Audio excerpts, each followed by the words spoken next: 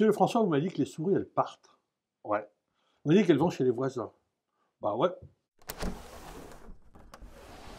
Mettre la ouate là-dedans, c'est, je vous coupe, mais c'est 4 heures à 2.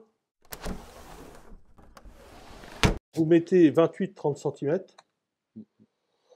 ça va changer la consommation de la maison. Vous la... Allez, je ne veux pas dire vous la divisez par 2, mais il n'y a pas loin de ça quand même.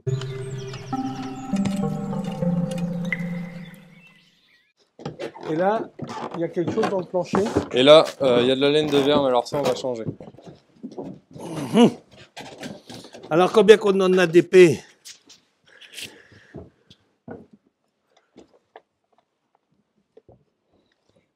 C'est beau. Hein? T'aimes bien la laine de verre, ma femme, hein?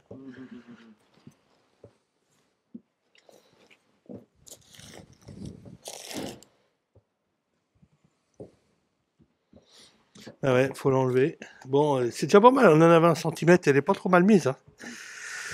Elle est pas trop mal mise, mais... Alors, elle est pas trop mal mise, bah, il suffit que je dise ça pour me rendre compte. Voilà. Tiens, vous qui êtes là, voyez, là, mais il n'y en a pas. Ouais. Là, mais il n'y en a pas. J'ai regardé les deux seuls caissons qui étaient bien faits, quoi.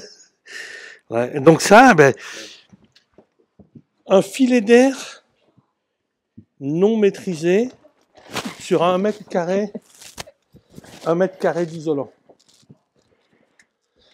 Vous prenez 1 millimètre non isolé sur le côté de l'isolant. Vous divisez par 4,5 la performance thermique de votre mètre carré parfaitement isolé. Ah oui. Oui, mais dans ce cas-là, avec la laine de verre, le 1 mm, il sera toujours là. Ben, c'est pour ça qu'il faut mettre de la ouate de cellulose Voilà. ou de la laine de roche. Parce que la laine de verre, ou de la laine de bois en vrac. à moins de la coller Il faut au mettre bord. un matériau vrac. Oui. Oui, un matériau qui s'étale. Ouais. Et donc, c'est quoi le matériau auquel vous pensez? Ouate de cellulose. Ah oui. Ah ouais, pas cher, performant. Alors, le problème, c'est qu'il Y y a a, il y a pas un problème avec les souris, tout ça? Il n'y a pas un problème Non, avec les la souris? laine de mouton, pas terrible. Les souris, parce Non, qu'il y a des les souris aussi bestioles dans le adorent. grenier. Ah oui.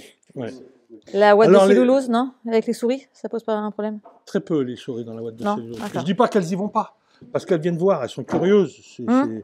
mais elles peuvent pas y vivre. 3 D'accord. raisons à ça. C'est mieux que Kiss Cool. Kiss Cool, 2 raisons. Là, il y en a 3. La première raison, c'est que ce sont des animaux à truffe humide. La ouate de cellulose est très hygroscopique, a tendance à assécher, et en plus dedans, il y a du sel de bore, qui est un dessicant qui leur assèche complètement la truffe. Et quand on fait de la ouate de cellulose, nous on en a fait beaucoup avec ma belle, c'est comme quand on va faire du ski en montagne. Faut se sticker les lèvres très régulièrement parce qu'on a les lèvres qui gercent. Ça a tendance à assécher. Et les souris qui ont la truffe juste au nez, au niveau de la laine de la ouate de cellulose, elles ont la truffe sèche. Très désagréable pour elles. D'accord. Si elles mettent la truffe comme ça, c'est très poussiéreux, ça se colle sur leur truffe. C'est comme si on a un moustique dans le nez. Ah oui, donc c'est vraiment un répulsif. Un répulsif, ouais. Et troisième chose, si elles veulent faire une galerie dedans, ça retombe derrière elles. Elles vont mourir étouffées parce qu'il y a très peu de flux d'air dedans. Donc ça va les tuer parce qu'elles vont mourir étouffées, très peu d'air dedans. Et vous n'aurez même pas de mauvaise odeur puisque le sel de bore est un bactéricide et il n'y a pas de développement, de pourrissement ni rien. Donc simplement la bestiole, ça la dessèche. D'accord. Voilà. Et donc ça, c'est du vrac, ça se présente comment ça? Ça se présente en sac. Il faut faire venir une entreprise où vous louez une machine. Vous laissez la machine en bas, vous installez les tuyaux. Oui. Vous mettez la ouate de cellulose, vous videz les sacs dans la machine. Elle est densifiée aux environs de 100 kg le mètre cube. Et là, vous allez la mettre aux environs de 28 kg, 30 kg le mètre cube. Et vous remplissez, il faut enlever toutes les planches. Oui, bien sûr. Vous remplissez, alors parce qu'il faut enlever la laine de verre. S'il n'y avait pas de laine de verre, on enlève là, on envoie le tuyau, on fait 2 mètres d'un côté et 2 mètres de l'autre. Mais bon, voilà, la laine de verre, il faut l'enlever. Et vous remplissez de ouate de cellulose, vous remettez vos planches. Alors, idéalement, je peux vous le dire, mais je ne pourrai jamais vous l'écrire. Si vous avez, vous mettez de la ouate de cellulose partout, que vous ne mettez pas par vapeur, ça fonctionnera très bien comme ça. Jamais vous n'aurez de problème. si vous avez une VMC dessous et si vous exploitez un bon père de famille.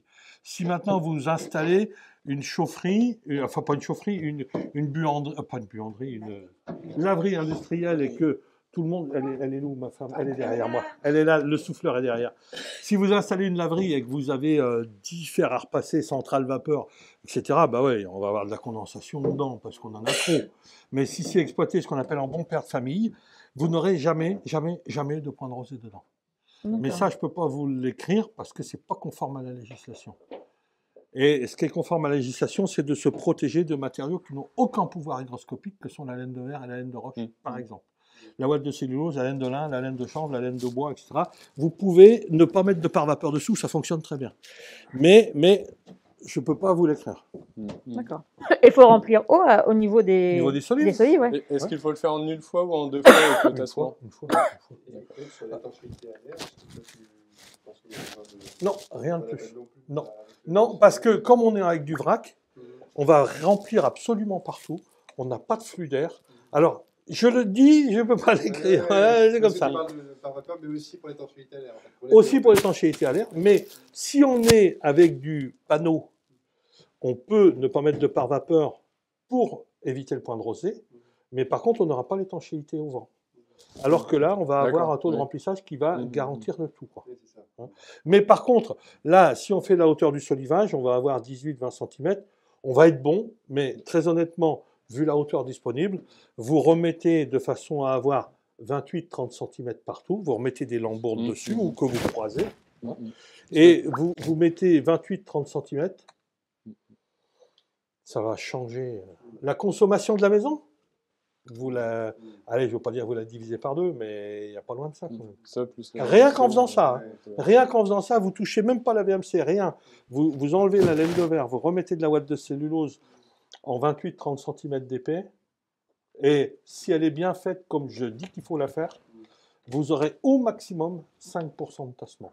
Donc 5% de tassement, vous passez de 30 cm à 29 cm, on s'en fout. Remontez-le de 10 cm. Ça changera votre vie aussi, ça. Remonter le plancher pour gagner. Au lieu d'avoir moins de 20 cm de ouate de cellulose, passer à 28-30. D'accord. Tant qu'à monter la machine et tout. Parce que là, mettre des lambourdes là-dessus, c'est 2 jours de boulot. Oui. Il faut monter les lambourdes ici, mais 2-3 jours de boulot, c'est fait. Ça, et puis après, on remplit et on remet les mêmes planches dessus. Hein, c'est pas un problème, ça. Parce que et mettre la ouate là-dedans, c'est, je vous coupe, mais c'est 4 heures à 2. Sans monter la machine, sans rien. C'est juste on monte les tuyaux, c'est tout. Hein. Après, on met les planches. Oui, ce qui m'inquiétait un peu, c'était les rongeurs. Dans la ouate, les premiers chantiers qu'on a fait en Haute-Savoie, là où on était charpentier, c'est pour des anciens collègues. Et c'est précisément parce qu'ils étaient sur des chantiers où ils avaient eu des loirs, des fouines. Ils n'arrivaient pas à s'en débarrasser. On fait de la ouate de cellulose, c'est terminé. On a fait un chantier, c'est des anecdotes. Beaucoup, mais... hein. Ouais, mais c'est des anecdotes, mais c'est normal, vous en ayez beaucoup, vous êtes dans une région de céréales, etc. Donc voilà, ils sont nourris dehors, quand il fait mauvais, ils rentrent. Hein. Donc si vous leur ferez le gîte et qu'ils ont le goûter dehors, c'est bon. C'est une excellente cliente sur le coin où on habitait. Et je lui ai mis de la ouate de cellulose, etc. Et pareil, elle avait peur des souris.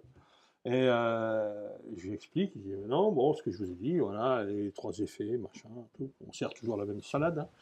Et on fait la ouate de cellulose. Je la revois peut-être 15 jours après, un mois après. Monsieur François, vous m'avez dit que les souris, elles partent. Ouais. On m'a dit qu'elles vont chez les voisins. Bah ouais. Pourquoi ça s'est produit? Eh ben non. Mais elles partent quand même. Et devinez où elles vont? Je ne sais pas. Ben, j'en ai eu une qui était sous mon oreiller dans mon lit. Tu vas la rassurer. Pourquoi vous nous dites ça? On avait une souris, on avait un appartement qui était au rez-de-chaussée dans un immeuble, et il y avait une souris, c'est malin comme tout. Hein. Elle passait par le côté du tuyau des toilettes, des chiottes, elle rentrait à la maison, et elle allait ramasser, elle cherchait les miettes, quoi. Et Yolande repasser le linge, elle se levait de bonne heure pour ça, à l'époque, et vers 6h, 6h30 du matin, j'entends un cri, ah, ah! Je me lève, et la porte de la cuisine était fermée. Je voulais pas te réveiller. Elle voulait pas me réveiller. Elle était C'était debout, trop tard. elle était debout sur un Une tabouret. Et il y avait une pauvre souris qui était entrée, qui avait bouffé des miettes. Elle était passée par sous la porte, elle avait réussi à passer. Quand elle avait bouffé les miettes, elle pouvait plus sortir. Qui essayait de sortir. Et il y a un qui était, il y a une souris,